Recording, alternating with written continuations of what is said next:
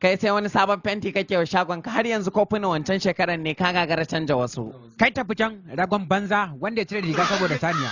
Kai ka juba tsuntsuwa ta yi min kashi a jikina?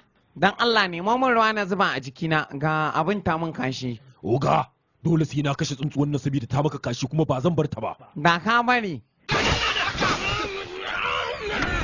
Ka duba tsuntsuwan da dutsen dukan sun ɓace? Ya dutsen ya shiga ne.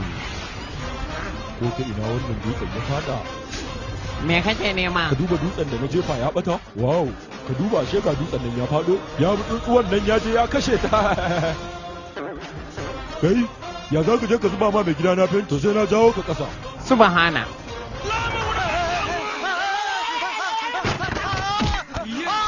Waye kai da zaka kira jini na fenti dan jakar uba? Kai ma ba zan barka ba sai na fasa ma kai.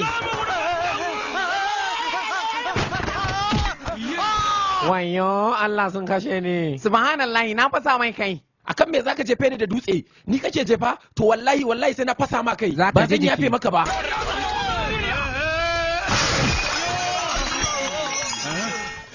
Wayo Allah shi ma kamar ran shi ya ɓaci. Wallahi tallahi sai na rama. Dan Allah kar ka watsa ma abu mai zafi. Ka tsaya ka saurare ni, ka tsaya ka saurare ni.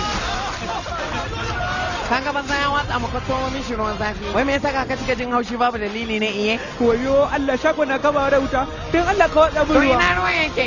A ɗaya daga cikin jarkokin nan. Dan Allah ka watsa da sauri. Kai me yasa ka ruwan yake ta da wuta kuma? Banza wawa kalanzir ka watsa. Kalanzir kuma mu gudu.